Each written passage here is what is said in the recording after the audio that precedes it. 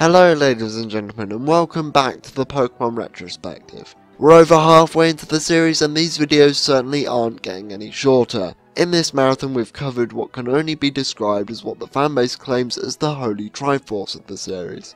Generations 1, 2 and 3 are often held in high regard, and indeed they are good games. As for the games that come after it, they're divisive.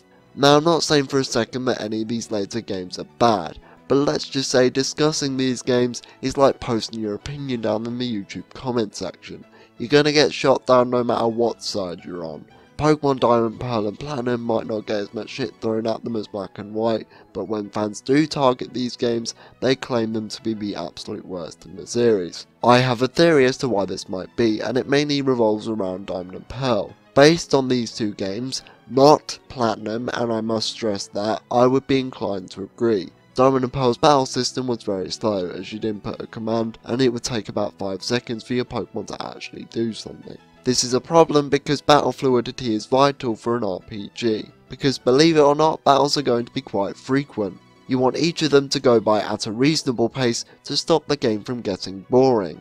I would argue that the smoothness of battle is even more important in a handheld RPG because gamers are more likely to whip this out on a train ride or something. Odds are they don't want to be stuck fighting trainers when they arrive at their destination because the game's too slow. The other major issue, and you're gonna love this, while surfing you got the exact same speed as if you were walking normally. Let that sink in for a moment, and you thought Hoenn was bad with its water routes. While this generation is what I'd call the black sheep of the series, it still could have been a lot worse had it not been for Pokemon Platinum. Platinum fixed all these problems I just mentioned, and for that reason alone, if you're thinking about playing these games, get Platinum. Seriously, there's really no contest. It might be a bit cheap to judge an entire generation on Platinum, but hey, I didn't judge Gen 1 based on its original Japanese version now, did I? Like Pokemon Emerald, Platinum is a game I have a rather long history with. Not only did Diamond and Pearl convince me to get a DS, but Platinum was also the first game I bought at launch. As such, I'm going in here with a lot of sentimental baggage, so I'll try and avoid bias and criticise the game when appropriate. If my review of Emerald is anything to go by, I shouldn't have too much trouble with that. That said, let's take a trip to the Sinnoh region and see if we can't dig ourselves up a hidden gem. So after you've chosen your gender, you'll find yourself in the small town of Twinleaf. One touch I really like that was added in Platinum is the little patches of snow. For those who don't know, Sinnoh is basically the Skyrim of the Pokemon world, in that it is predominantly a mountainous region. Naturally that means it gets pretty cold, but you wouldn't know that if you saw Diamond and Pearl. Platinum even goes one step further and actually dresses the protagonists up in winter clothing. It's a small detail, yet very effective. As tradition would have it, you have to go to your neighbour's house where you're introduced to your rival Barry. Okay, can I just say I love Barry as a rival character, in fact he's probably my favourite rival in the series, might I add. Whereas Blue and Silver were just there to be pricks to you most of the time, Barry is a very energetic and downright hilarious character. He's the only person I know that will attempt to sue you after he smashes your face in with the door. Seriously, if you do decide to play this game after you finish watching this video, make sure you take the time to read Barry's dialogue, it is good stuff. That said, it's also nice just to have a rival character that isn't a cock and with personality to boot, unlike me and Brendan from the last game. Barry wants to go exploring in Sandgem Town, but the only problem is that we don't have a Pokemon. Barry then says fuck logic and then tries to pelt it across the tall grass. Given the encounter rates, that idea is practically suicide, even if it is a Bidoof we're talking about here. Luckily, Professor Ryan shows up and calls us out on our recklessness. He then gives us a choice between 3 Pokemon as per usual. You then go back home to find out that Barry has yet another idea. To show Professor Ryan just how good we are as trainers, Barry wants to catch the legendary Pokemon Mesprit. However, in order to do that, we realise that we need some Pokeballs. We make our way into Sandgem Town where we meet Professor Ryan. The old man pulls a Professor Oak and tells us to record every known Pokemon in the Sinnoh Pokedex, because a 10-year-old is just perfect for this sort of thing. Your male/female counterpart, canonical names being Lucas and Dawn respectively, will then tell you to go see your mother before heading off on your grand adventure. I appreciate that the game was trying to think logically for a second, but having to go all the way back to Twinleaf Town just bogs down the pace. You never have to do this in any of the other games, so why here? Not helping this is the fact that you have to sit through the same boring ass tutorial on how to catch a Pokemon. This is a criticism for the entire series. Game Freak, let us skip this. Some of us, like me, have pretty much been playing Pokemon their entire life. I don't need to know what a Pokemon Center does, I already know. I like that we're given the rundown on how things work, but at least give me the option to pass on it if I want to. Shortly after stumbling into Jubilife, you'll come across this shady guy known as Looker, who is investigating the mysterious Team Galactic. They will become apparent later on. While in Jubilife, you'll be forced to complete a small quest. Find 3 clowns and you'll be given what's known as a Poketch. The Poketch is a nifty little device you can use on the touchscreen of your DS. The Poketch has many apps, some pointless like a counter, and some redundant like an analog clock, even though you've got a digital one. However, there are some cool ones to address here, like being able to check the status of your team without having to go into the menu, or an app that tells you which Pokemon are compatible for breeding. That's awesome. The best Poketch app though has to be the map. You have markers like the DS Zelda games, which is nice, but it also has a secondary purpose that sells it for me. I'll get into what that is later, but let's just say it fixes an issue I've had since Generation 2. The next destination is Auburg City, where you face off against Rock in your typical rock type gym. I'm not going to go over all the gym fights because I think that'll be pretty boring, so I'll evaluate them as a collective group. I've got to admit, these battles are reasonably challenging. None of them reach the same level as Whitney's Miltank, but a lot of them are very formidable opponents.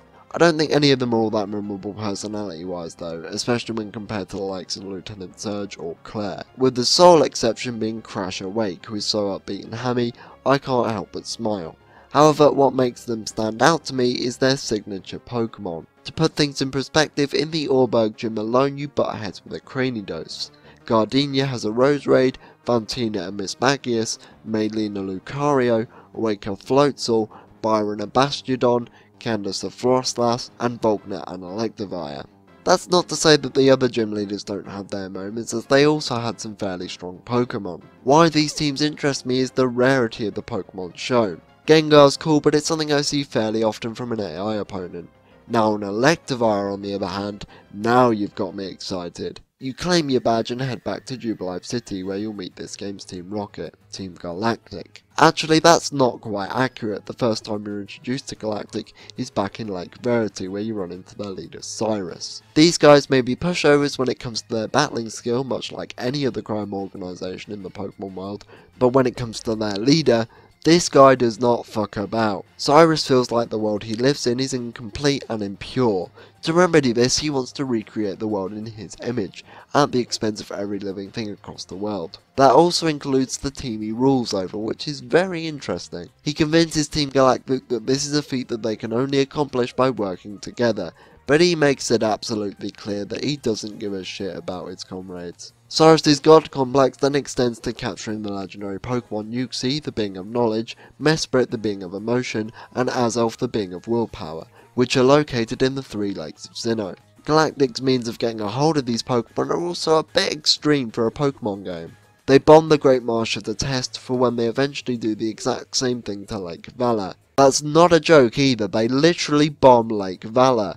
Pretty dark for a Pokemon game, especially when you go to see the drained lake yourself and a whole load of Magikarps are suffocating on the ground. Let's not forget how many Pokemon were killed in the Great Marsh Forest Zone. Cyrus captures the Lake Trio to create the Red Chain, which he uses at the Spear Pillar to summon the Pokemon Dialga, the ruler of time, and Palkia, the ruler of space. Not even Uxie, Azelf, and Mesprit's power combined are able to stop them from rewriting the cosmos.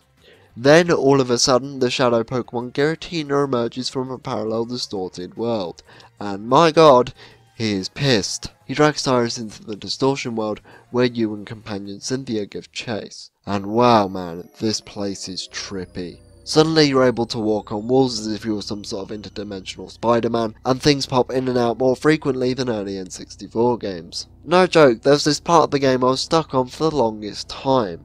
There's this waterfall, and in my mind I'm thinking I can't go past it because I don't have the right TM. Not a problem, you can just hop right down it, while you're upside down no less. You know, I must admit, I really like Cyrus as a villain on the grounds that he's an utter bastard. It's really refreshing for me to see a villain in Pokemon that for all intents and purposes I actually hate for the right reasons. Call me crazy, but if a villain doesn't make you hate them, not even in a love to hate sort of way, then I say they fail as a villain. That is unless if you're trying to paint them as a sympathetic figure, of course.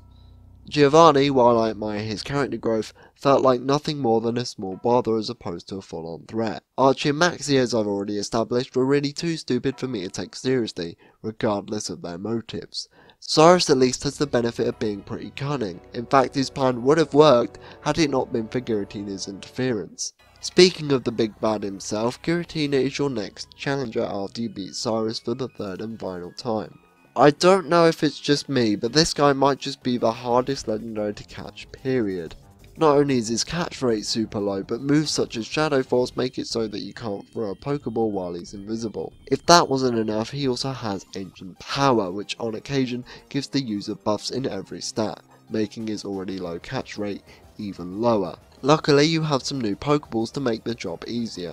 I didn't really cover the new Pokeballs in Gen 3 because I thought that video was long enough as is, and I thought that a lot of them were incredibly situational to the point where you're just better off using an Ultra Ball.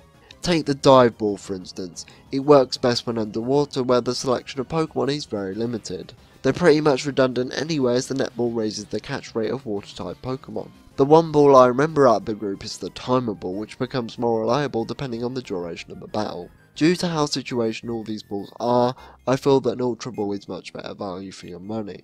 All that changed however when Generation 4 rolled around. I'm not going to talk about every new type of Pokeball, but I am going to highlight two in particular. The Quick Ball is basically the polar opposite of the Timer Ball.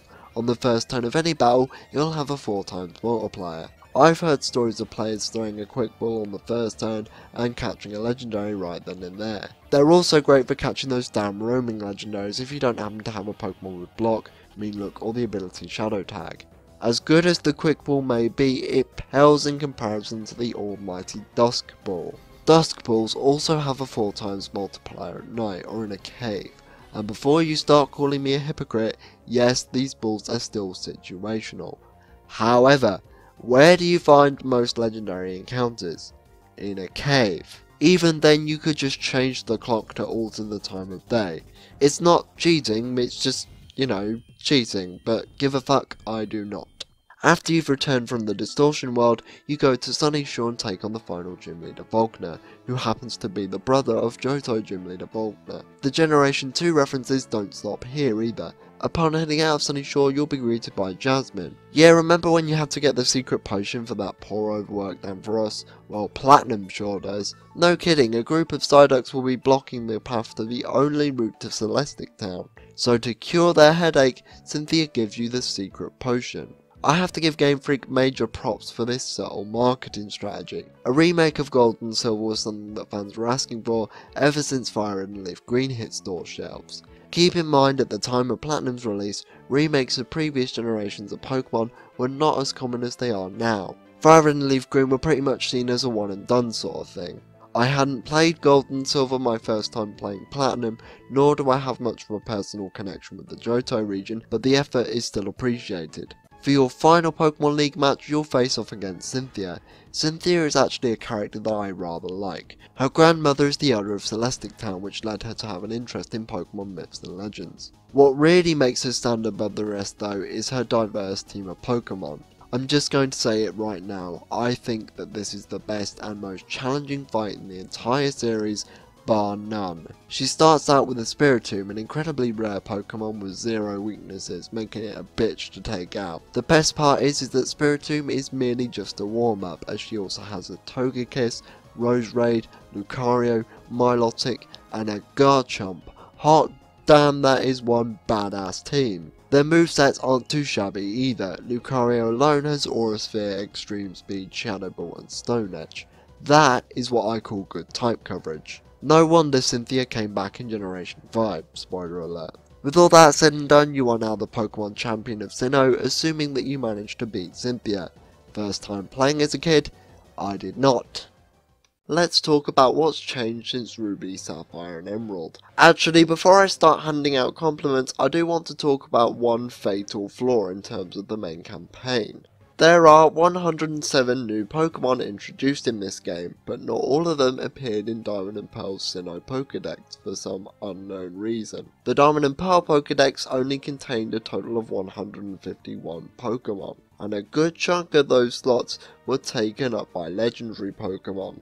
This means that you are just as limited for Pokemon choices as you were in Gen 1. That's not a knock on Generation 1 by any means. Out of all the issues I had with that game, the amount of Pokemon they crammed into that tiny Game Boy cartridge was not one of them. It just seemed a bit backwards to me that not only are we just as limited as we were in the first game, but they didn't even include all the new Pokemon in the Sinnoh Pokedex. This also has a nasty side effect of making the AI's team just as limited.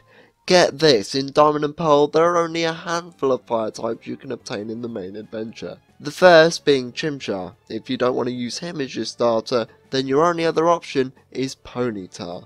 Say what you will about the Kalos decks being incredibly tiny compared to other games in the series, but at least they gave you options outside of the newcomers. In fact, the lack of fire types was so bad that Elite Four member Flint, who was supposed to specialise in fire type Pokemon, had a grand total of 2 fire types on his team.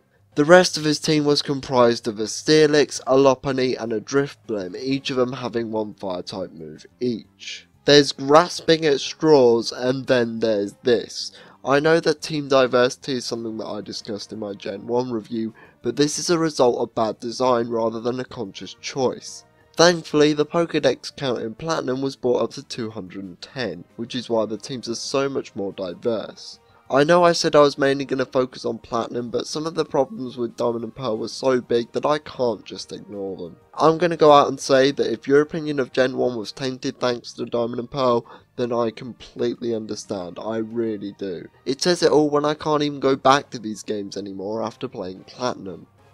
That said, there is a good game buried under all this negativity, so let's stop dwelling on the bad and start focusing on the good. To start, let's talk about the most substantial change that Generation 4 brings to the table, the physical special split. If you recall in my Generation 1 review, I said that certain types either had physical or special properties. Now, however, whether a move is physical or special is no longer determined by the type, but rather the move itself. For example, the 3 elemental punches are now physical, as they should have been from the beginning. I mean, you're punching something, why would that not be physical? This has some positive and negative effects. Some Pokemon were very nerfed thanks to this split. One example I can think of at the top of my head is Sceptile. Sceptile's signature move was Leaf Blade. This worked in its favour as in Generation 3, its best stat was special and grass type moves were special based. As you've probably guessed, Leaf Blade is now a physical move, so there goes Sceptile's bread and butter. Probably the most tragic story that came from this split though was a Pokemon called Bayonet. Ignoring the Mega Evolutions because they weren't implemented yet, Bayonet on its own is a very mediocre Pokemon. The funny thing is that it was actually one of the best Ghost types back in Emerald. See, where Ghost types such as Gengar struggled was their high special stat. It didn't really complement them well because Ghost type moves were always physical. Bayonet's best stat on the other hand was attack, so it could dish out much more damage than any other Ghost type had done before. Thanks to this slight change in gameplay however, Bayonet is now a shell of its former self. Hey, it's not all bad though. As I said before, Ghost types really benefited from this change, and Pokemon like Blaziken are now living a high life because of it. That, and I think it helps for more diverse movesets. Because different types were strictly physical or special based, finding a moveset that has both type coverage and complements your Pokemon stats was a right hassle. Now it's much easier to find a style that works best for you and your Pokemon. Due to how many different combinations there are, it's practically impossible for me to give you a good example off the top of my head, because we all have our preferred playstyles.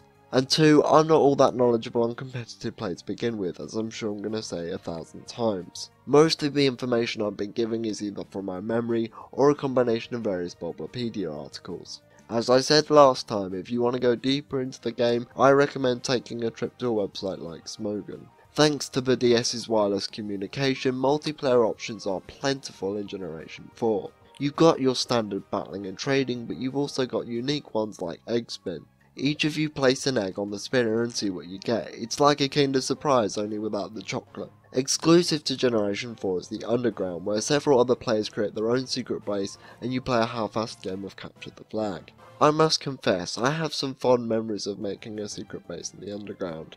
This is literally the only Pokemon game that every single one of my family members owned at some point. Sometimes we just take a break from gym battles and hang out in the Underground. Even if you don't care for making secret bases, you still have an incentive to come down here. By finding digging spots in the wall indicated by these sparkles on the touchscreen, you can find some really good items. Such items include evolutionary stones and elemental plates, which will increase the power of type-specific moves, much like Charcoal and Miracle Seed. By far the best items you can find in the Underground though are these coloured shards. What these allow you to do is go to move tutors to teach your Pokemon special moves, like those elemental punches I love so much. Held items have also gotten much better in this generation, with such additions being the Toxic Orb, which badly poisons the holder. Having a move like Trick that switches held items between Pokemon would be an ideal strategy if you plan to use this item. The Expert Belt, which powers up super effective moves, and the Iron Ball, which cuts the user's speed in half. It also makes flying types, or a Pokemon with Levitate, susceptible to ground type moves. Finally, a popular choice among competitive players is the Life Orb, which also made its debut in Generation 4. What it does is that it increases a Pokemon's attack power significantly. As a drawback, however, the holder takes damage every turn, so it's a risk versus reward sort of thing. Hold items can be the difference between winning and losing. They're also a damn necessity if you want to become the best competitive player like no one ever was. I've seen a lot of these items in action before, but I've never tried experimenting myself. The reason being is that getting these items takes a lot of work. If you want to learn the tricks of the trade when it comes to hold items, then I recommend looking at Wi-Fi battles on YouTube. Not only are these extremely informative, but they're also a joy to watch. They're like fighting games for me. I'm shit at them, but I always love it when you get a skilled player in control. It's such a good show. As I was saying, it takes a lot of work to find these items, as you can't just simply buy them at any old Pokemart. In Platinum only, there's the return in Battle Frontier, where you can once again earn Frontier symbols, get BP, and in turn exchange that BP for some cool prizes. The Battle Frontier has been severely downsized compared to the last game, which could be seen as convenient to some. I agree with that somewhat, but I really liked the scale of Emerald's Battle Frontier. It had this very grand feeling to it. What is a real shame is that after 2010's Heart Gold and Soul Silver, the Battle Frontier has never been seen again. Yeah, we've gotten alternatives like the Battle Subway and the Battle Maison, but nothing compares to how much post-game content you got with the Battle Frontier. While it is true that Generation 4 really kicked off the competitive scene, it wasn't the held items that did it. Diamond, Pearl and Platinum were the first games in the series to feature online multiplayer, which was awesome back then, except, well, no it wasn't. I'm grateful that online matches became a reality because it made playing with friends much easier. You don't even need to be in the same room, you could battle with people from all across the world, absolutely wire free, as long as you had their friend code. Friend codes were small codes that you can input into your power pad to battle and trade with your friends online. Alright, that's fine keeping tabs on your friends, I don't have a problem with the friend code system in this case. The problem was that there was no option to just take on random players online, which kills it for me. Maybe I just want to hop online and have a few matches, I don't care who it's with, I'm just looking for a good battle. There was also the global trading system, which basically boiled down to a bunch of 6-year-olds offering a Bidoof for a level 100 Mew. Sometimes you'd even get the odd smug prick who offers you a Palkia for an Arceus level 10 and under. Yes, that was a thing apparently. If you want to trade on the GTS like a pro, then all you need to do is put up a Milotic for sale. Seriously, I get these things are rare, but people will act like fucking vultures in order to get them. No joke, I got a Mew, Celebi and Jirachi all for 3 Milotics. I mean damn guys, I get these things are rare, but I didn't know they were the amiibo of the Pokemon world. Notice how I keep talking in past tense. That's because not too long ago Nintendo shut down their Wi-Fi connection for Nintendo DS and Wii, so that means bye bye online. It was a novelty back then, but to be honest, I won't miss it. If you've ever experienced the online at one point or another, you'd know that it was incredibly slow. Seriously, look up some old archive footage on YouTube. You'll be surprised at how poor the quality of the online really was. I'm glad Nintendo are finally wrapping their head around this online thing. I mean, they're not quite there yet until they start ripping off customers by cutting out content and selling it as DLC. Then and only then will their journey towards the dark side be complete. Graphically, this game looks alright for the DS. Nothing amazing, but nothing offensive to the eyes either. They brought back the day and night system too, thank god, I love that shit. Judging Sinnoh as a region, while it isn't as aesthetically pleasing as Hoenn, Kanto or Johto, it's the lore surrounding Sinnoh that makes it my legit favourite region. First of all, we've got some of the most interesting legendaries I've ever seen. Gen 1's Pokemon were based around genetics with the whole new cloning thing. Johto's legendaries were all about myths and legends. Finally, Hoenn's legendaries are about the land, sea and sky. Gen 4's legendaries, on the other hand, were about the creation of the world itself and everything in it, from the fabric of time and space, controllers of volcanoes and other forms of nature, to human emotions, nightmares and dreams. Accuse Gen 4 all you want for having an oversaturation of legendary Pokemon, but at least they have a purpose. Seriously, can anyone tell me what Diance's purpose is supposed to be, because I'd really like to know. I watched that movie and all I got from that is that it can make fake Chaos Emeralds. We even have an official Poke God, which is fantastic because it means we can put those 4chan arguments to rest. The god of all Pokemon is in fact not Mew, but a fucking goat. That is amazing. Roaming legendaries are also back, and this time there's a grand total of 5 of them. Mesprit, Cresselia and the legendary birds will start roaming Sinnoh at various points in the game. Like before, they will run away the moment you get into battle with them. I would complain, but Generation 4 actually handled roaming legendaries brilliantly. Remember that Pokétch map app from earlier? That map actually displays the location of every roaming legendary Pokemon. Yes, 1,000 times yes! I don't care if you like this game or not, you must give credit where credit is absolutely due. Generation 4 is the only game in the series to get this right. Before I got onto my legendary tangent, I mentioned that I like Sinnoh because of the lore surrounding it. By that I wasn't just referring to the legendary Pokemon, rather I was referring to the Sinnoh folklore stories provided in the Canalave library. I'll link you to the Bulbapedia article if you want to read them all because I don't want to bore you. I do however want to talk about a particular book that was in the Japanese version and omitted everywhere else. This particular story implies that humans and Pokemon were once equals to the point where it wasn't uncommon for a human to marry their Pokemon. To be fair, depending on where you look, it still isn't today either, but that's besides the point. This is very interesting in my opinion. Knowing Nintendo, they probably thought this was too risque for a children's franchise, even though the Pokédex is the stuff of nightmares. I understand their decision, but I don't think anyone would accuse them of bestiality, unlike a certain other game. After all, in the context of the games, these myths were written years ago, so of course they're archaic. Before I go any further, I would personally like to apologise for a point I made in my Generation 2 review. I said I like to be encouraged to use the new Pokemon and not the old ones. How this came out is to stop adding to the old Pokemon and focus on the new, which is bullshit. Some of my favourite Pokemon are ones that have been expanded upon. As I said in my Emerald review, I don't mind adding to old Pokemon as long as you make it worthwhile. I don't give a shit about baby Pokemon because they really don't add anything significant to the already massive Pokemon roster. An evolution could work wonders for Pokemon like Jinx or Mr. Mime, but no, instead we've got to piss on them even further by giving them a pre-evolution, because aren't they just so adorable? Thankfully in the Generation 4 Pokédex there's less of this and more of this, so I really can't complain. What I was trying to say last time but completely half-assed my point was that in Generation 2 they didn't really mix the old and the new in very well. To give you an example of what I mean, on the first route in the game, all you can catch are the same old Pidgeys and Rattatas, with the only exception being the occasional Sentret.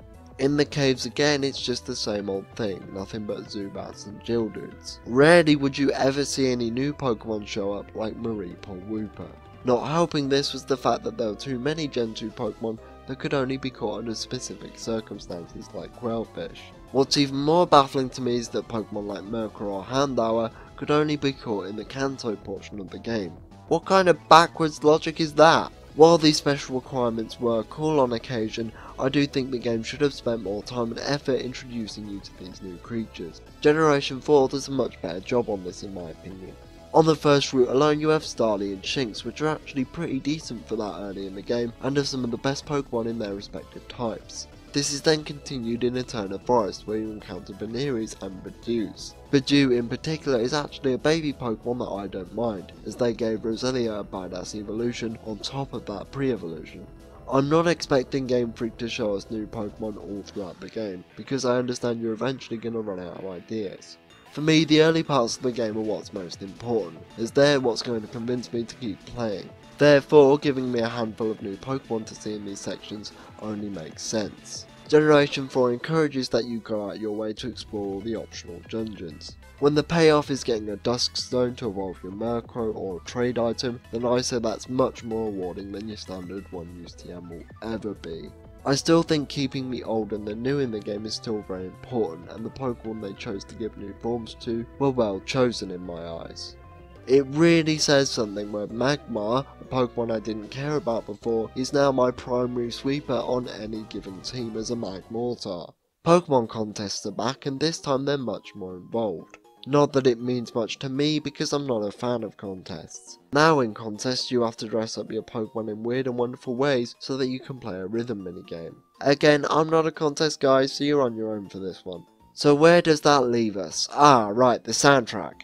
I may or may not have said that in my Gold, Silver, Crystal review that Generation 4 soundtrack was a little rough around the edges. The more I thought about it between videos, I began to realise that perhaps it's the sound fonts and not necessarily the compositions. I say that because I look at the remixes in Smash and the later games in the series, and I absolutely love them. Generation 4's anime score is also great, but that's a given really. If there's one thing that the Pokemon anime always gets right on top of all the rule-breaking bullshit, it's the music. Where was I going with this? The point is that I don't think these songs are bad. In fact, it's thanks to Chugga Conroy's Let's Play that I've actually grown to like a lot of the root themes. I don't know if it's the sound fonts, I'm really not in the know about all the technical know-how, but something about these songs just doesn't sound right. It's not the DS before anyone says anything. Mystery Dungeon, Ranger and the Gen 2 remakes all sound great. That said, remixes aside, there are some songs that I still like here. I mean, Jesus Christ, the amount of times I've heard the Battle Frontier Brain theme in a Pokemon video is too high to count. One song that scared the life out of me when I was a kid is the one that played in the old chateau. Disregarding the fact that I was chicken shit as a kid, this song goes from creepy and then ramps up to fucking terrifying. To add to that, sometimes you'll run into some random NPCs that will stand there and then slowly float away. That made me cack myself when I was a small boy playing this back in 2007. I had been to the old chateau several times before, but I never saw this happen on my previous visits. It's not like an X and Y where you go into that one building and find a ghost girl for the sake of, ooh, creepy. This happens at complete bloody random, making this place feel genuinely haunted. Arguably my favourite location in the series, and it wouldn't be as scary if it weren't for the music. Last time I talked about how the GBA Pokemon games couldn't communicate with Pokemon games of the past. Not wanting to repeat the same mistake again, Game Freak made the PAL Park. You put a GBA game in the GBA slot of your DS, where you can move your Gen 3 Pokemon to Generation 4. Those Pokemon you transferred over can then be captured in the PAL Park. This is fantastic, too bad they fucked it up somehow. For some ungodly reason you can only transfer Pokemon once every 24 hours. This was fixed in Heart Gold and Soul Silver, but seriously, why put in such a limitation when it changes nothing?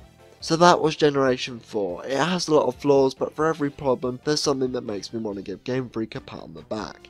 Overall, I enjoyed this one more than I was actually expecting to. If you don't like this game, that's fine by me, I totally get why. The scars left by Diamond and Pearl are enough to put anyone off. Even if you still don't like Platinum, I get it, this generation was a lot of fun, but it's not all that remarkable to be fair. I mean, if you think about the jumps from Gens 1, 2 to 3, you can tell that a lot's been changed. I'll be honest, when I began working on this review, I didn't know how much I'd have to talk about on the subject of innovation. This would probably be my second least favourite in the series, and before anyone gets mad, I would just like to point out that much like Gen 1, I still consider this to be a good game. This generation planted the seeds for what would become the monster that is the Pokemon metagame. Unfortunately, stuff like online play wasn't there yet, but it sure did bloom into something beautiful. Pokemon Diamond and Pearl was released worldwide in 2007, and even now, almost a decade later, I'm still playing the Nintendo handhelds. Sure, I liked Pokemon and the GBA as a kid, but stuff like that costed big money, and so I needed a reason to get the DS. This game was that reason. God, this game is 10 years old already? I mean, I know I shouldn't, but man, do I feel ancient. There is a lot to love about the 4th generation of Pokemon, from the Sinnoh region to all the awesome Pokemon that inhabit it. I can still say, hand on heart, that this is an adventure worth experiencing. Next time on the Pokemon Retrospective, it's high time I give a mistreated game the praise that it rightfully deserves. It's time I justify why Generation 5 of Pokemon is my favourite Pokemon game of all time.